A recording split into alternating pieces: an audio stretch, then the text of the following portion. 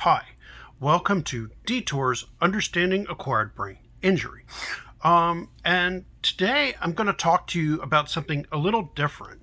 Today I'm going to be talking to you about the networks that are present in the brain, specifically the white matter networks. We're used to thinking of the brain as a series of nuclei and focusing on the cortex and specifically looking at regions that we associate with specific functions.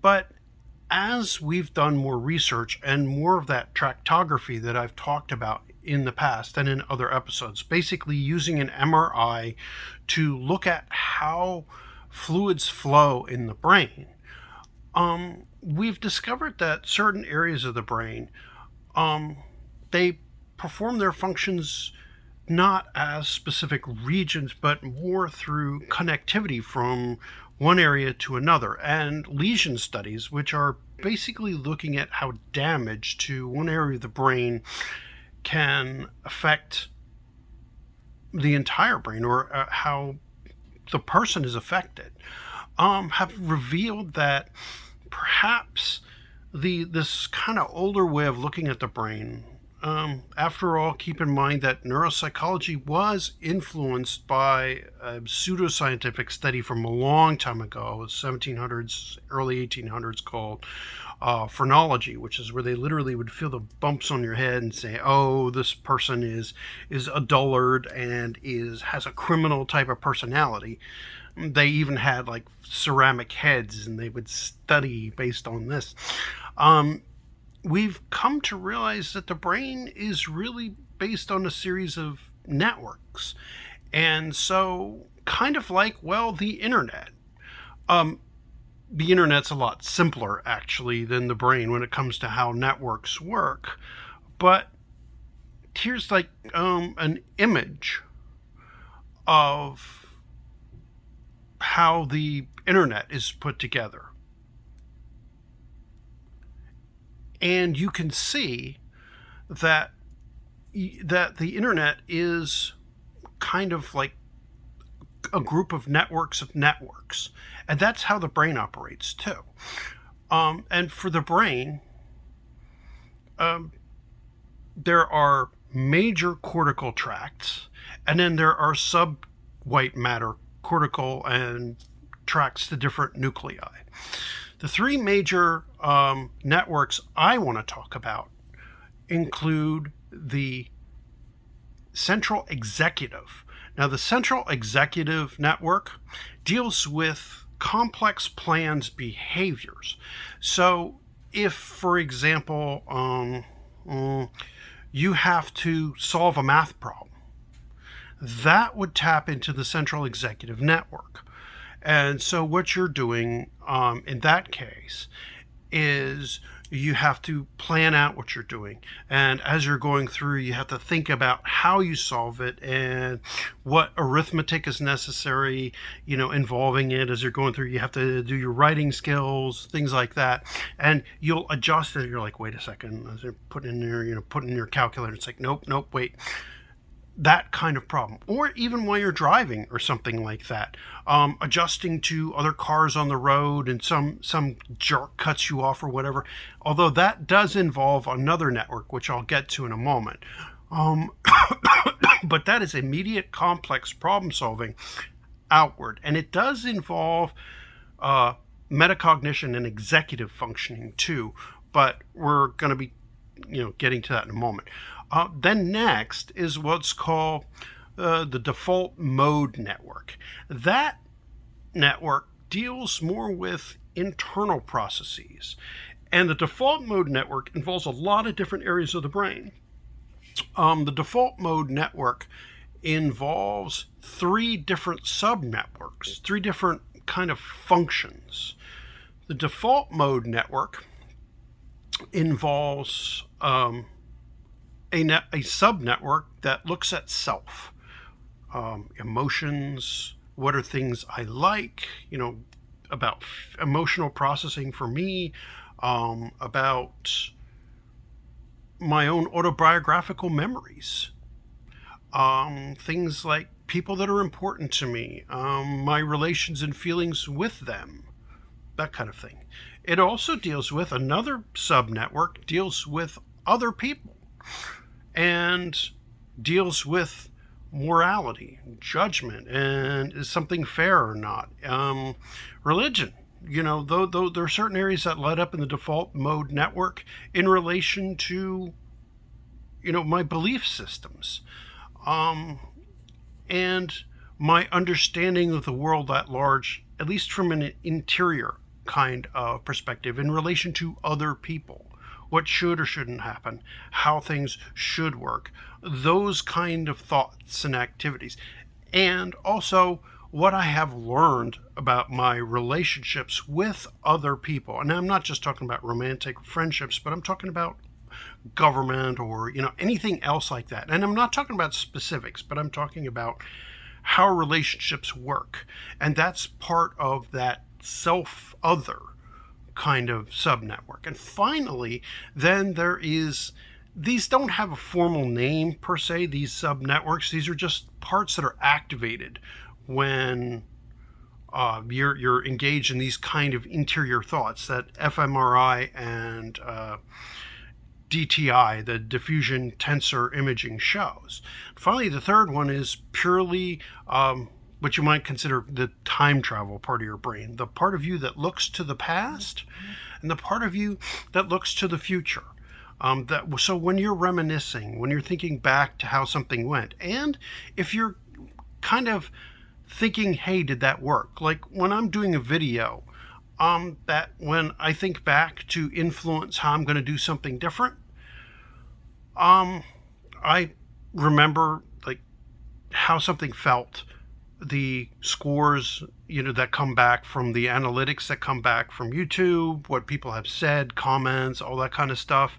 Did they like this style? Am I going to make changes? And then I use what I get from the default mode network, from my default mode network, to help influence how I'm going to set up and design my next video for the central executive, for my central executive network. And finally, then there's what's called the Salience Network, the third of these networks.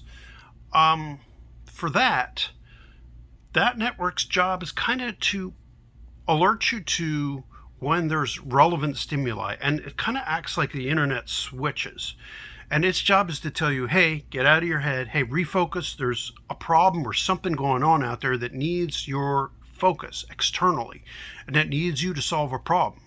Again, if you've ever been driving or you've ever been doing a task where you're preoccupied with something, thinking about, hey, I remember that pie I just had at the restaurant, or like I remember, looking at that painting, or whatever, and I was feeling pretty good. You're going along, driving along, whatever, and suddenly, oh crap! Some guy just cut me off within like 2 inches of my car. Oh my God, that is what the Salience Network is all about. Its job is to switch you from the default mode network, kind of that like inward focus, to outward focus, to you better do something now.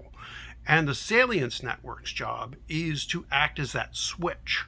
It also serves as a filter from excessive internal and external stimuli. It links together a lot of these critical parts of the brain that provide stimuli and input. For example, the amygdala through the uncinate fasciculus. And we've talked about that white matter tract, and we'll get to that in a moment. The amygdala provides emotional signaling. It provides weight to memories. It gives in them that personal significance. And if it is damaged, and we talked about this, about acquired sociopathy in one of my other videos. And the reason this is so important is it gives to your memories and to what you've learned weight. It tells you, hey, you have emotional connections with this memory, or you've learned either fear, joy, whatever. And so when you think back on a memory, or when you recognize a person, facial recognition or whatever else, I've got feelings for this person. I care.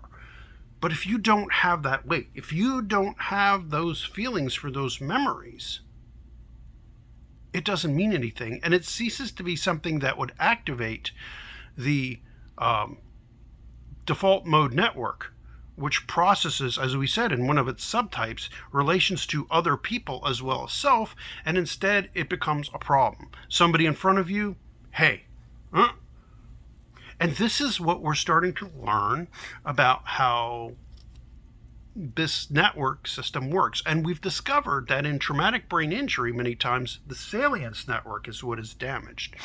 And it is connected to the dorsolateral as well as has connections to the ventromedial areas of the frontal lobe. And the reason this is important is because as we look at it, we're saying, wait a minute, maybe this is where some of the antisocial personality disorder and where some of these problems are coming from. Because, again, it's that lack of recognition of emotional salience, importance.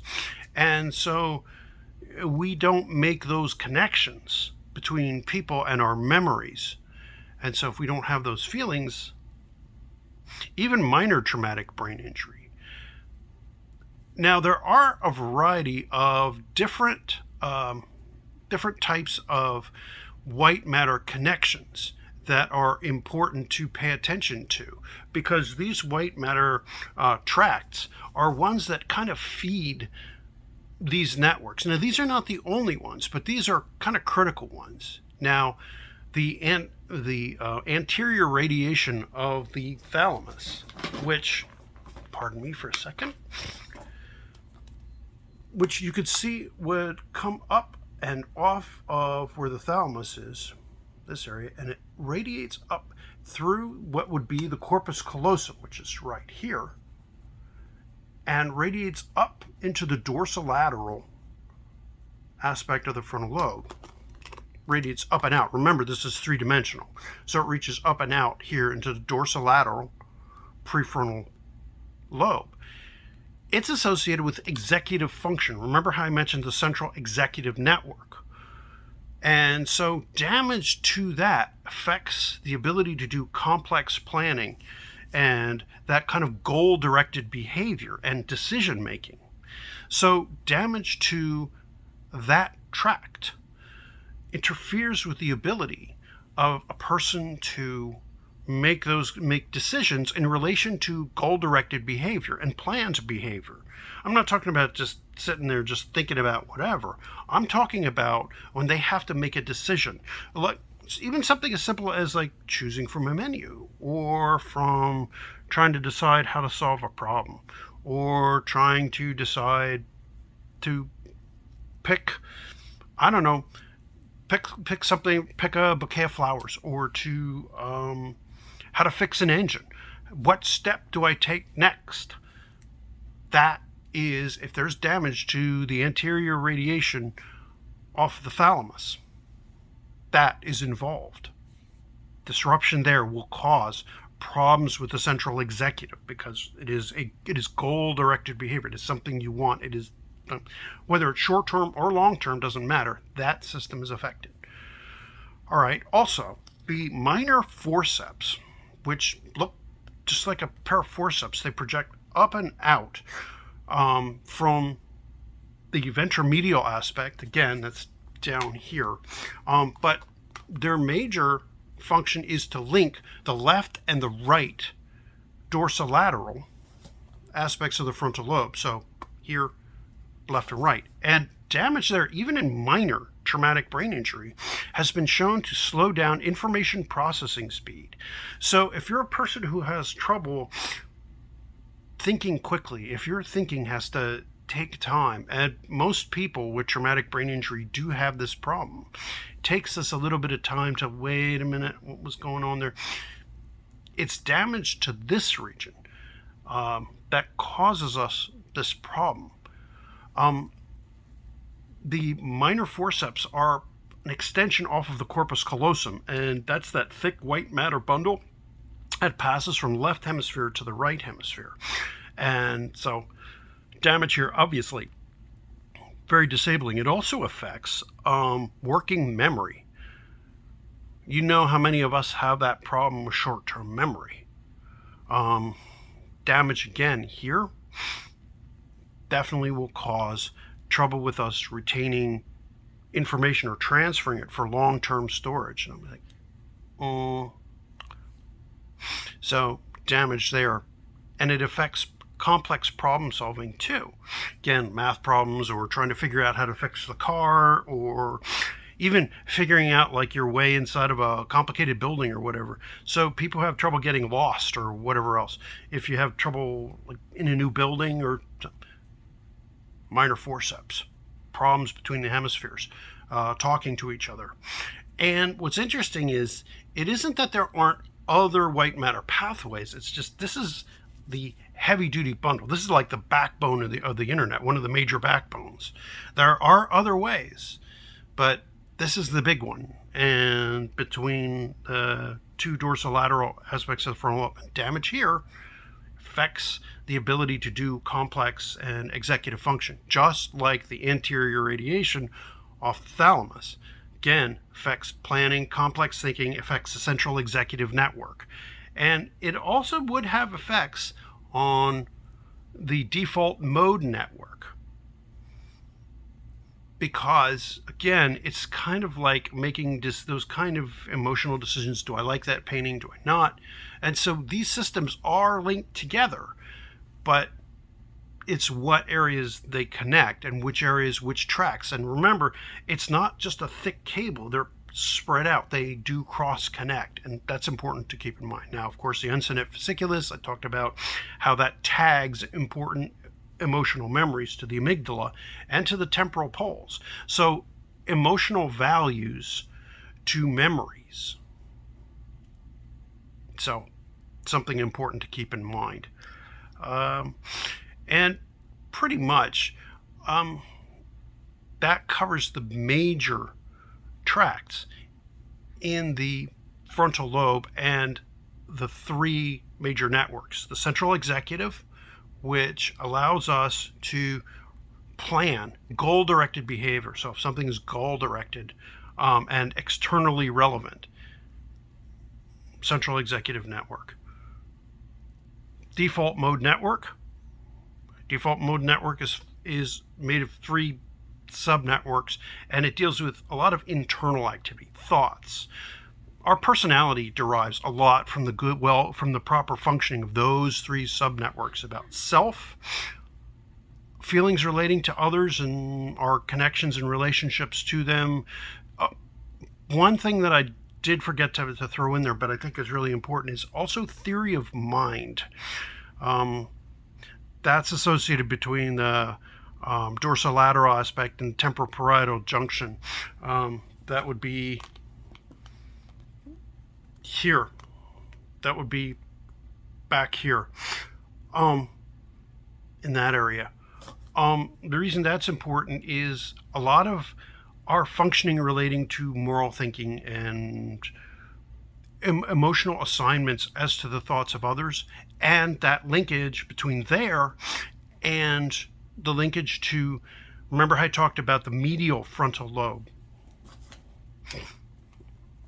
this area, about the ability to kind of simulate self and others, to imagine what they would be like and how they would be. That function as well for the default mode network in relation to myself and to imagining how an other might act in this situation, your knowledge of other people. And then, of course, through the I do hate when that happens to me, the uncinate fasciculus, adding emotional salience based on what you've learned through interacting with the person. So, putting those together, that's why you get that kind of effect, and why sometimes people who have problems and damage to these areas in the frontal lobe do have problems making those social connections. Okay, that pretty much covers this. Sorry this was a little bit longer, but it will be foundational for, like, when I want to talk about diffuse axonal injury next, and about why, and it should be obvious why, pretty much, it can be so devastating. but I also want to get into clinical particulars too, and to how it works, what happens, the pathophysiology. So that is the three major networks. Hope you found it educational. Hope you found it interesting. Like I said, it's a little off the beaten path, so I had to make some notes. Normally I don't have to do that, but for this is fairly new and somewhat controversial stuff. So there are a number of neuropsychologists and neurologists who don't totally agree with this, who don't feel that this model is accurate, but the majority right now are saying, yeah, this seems to be a thing. So hope you find it interesting. And please, if you like these, click like and subscribe if you want to see more content like this. Thanks, and have a good evening.